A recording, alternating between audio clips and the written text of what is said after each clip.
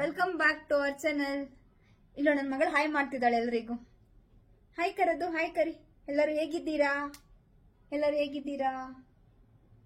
So ಇವತ್ತು ನಾನು ನೆಲ್ಲಿಕಾಯಿ ಚಟ್ನಿ ವಿಡಿಯೋನು ಮಾಡ್ತಾ ಇದ್ದೇನೆ. ಇವಾಗ ನನ್ನ ಮಗಳು ಎದ್ದಿದ್ದಾಳೆ. ಸೊ ಈಗ ಅವಳಿಗೆ ಏನಾದ್ರು ತಿನ್ನಕ್ ಕೊಡ್ಬೇಕು, ಆವಾಗಲೇ ನಂಗೆ ವಿಡಿಯೋ ಮಾಡೋಕ್ಕಾಗುತ್ತೆ. ಸೊ ಬನ್ನಿ. ಇಲ್ಲಿ ನೆಲ್ಲಿಕಾಯಿ ಚಟ್ನಿ ಮಾಡಲಿಕ್ಕೆ ನೆಲ್ಲಿಕಾಯನ್ನು ಒಂದು ಡಬ್ಬದಲ್ಲಿ ಉಪ್ಪು ನೀರು ಹಾಕಿ ಸ್ಟೋರ್ ಮಾಡ್ಕೋತೇನೆ. ನನಗೆ ಯಾವಾಗ ಬೇಕು ಆವಾಗ ನೆಲ್ಲಿಕಾಯಿನ ಯೂಸ್ ಮಾಡ್ಕೋತೇನೆ.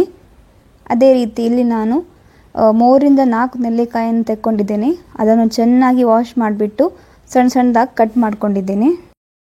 ಹಾಗೂ ಅದರ ಜೊತೆಗೆ 1 ಕಪ್ಪಷ್ಟು ತೆಂಗಿನಕಾಯಿ ತುರಿ ಹಾಗೂ ನೆಲ್ಲಿಕಾಯಿ ಹಾಗೂ 1 ಚಮಚ ಜೀರಿಗೆ, 4 ರಿಂದ 5 ಕರಿಮೆಣಸು ಹಾಗೂ 4 ರಿಂದ 5 ಹುರಿದಿರುವ ಒಣಮೆಣಸು.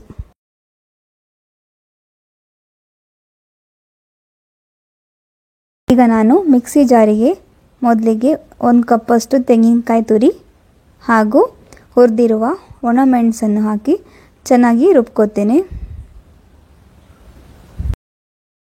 ನೀವು ಇದಕ್ಕೆ ಸ್ವಲ್ಪನೇ ನೀರು ಹಾಕಿ, ಮಸಾಲೆ ಥರ ಜಾಸ್ತಿ ನೀರು ಹಾಕ್ಲಿಕ್ಕೆ ಹೋಗಬೇಡಿ. ಹಾಗೂ ಇದು ಒಂಥರ ತರಿಯಾಗಿ ಬರಬೇಕು, ತುಂಬ ನೈಸ್ ಆಗುವಾಗೂ ಇಲ್ಲ.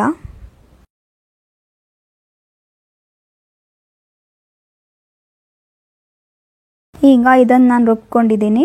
ಈಗ ನೆಕ್ಸ್ಟಿಗೆ ನಾನು ನೆಲ್ಲಿಕಾಯಿಯನ್ನು ಹಾಕಿ ಚೆನ್ನಾಗಿ ರುಬ್ಕೋತೇನೆ.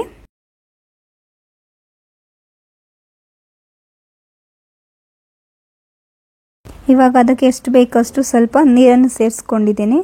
ಹಾಗೂ ಇವಾಗಲೇ ರುಚಿಗೆ ತಕ್ಕಷ್ಟು ಉಪ್ಪನ್ನು ಹಾಕಿ ಇದನ್ನು ಚೆನ್ನಾಗಿ ಗ್ರೈಂಡ್ ಮಾಡ್ಕೋತೇನೆ.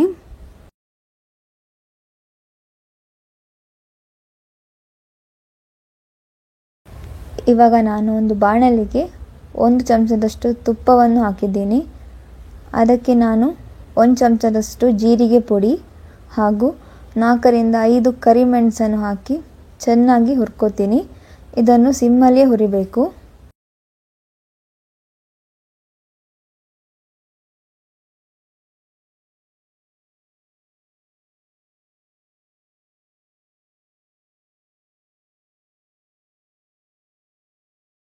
ಹುರಿದಿರುವ ಜೀರಿಗೆ ಪುಡಿ ಹಾಗೂ ಕರಿಮೆಣಸು ತಣ್ಣಗಾದ ಮೇಲೆ ಅದನ್ನು ಮಿಕ್ಸಿ ಜಾರಿಗೆ ಹಾಕಿ ಚೆನ್ನಾಗಿ ರುಬ್ಕೋಬೇಕು.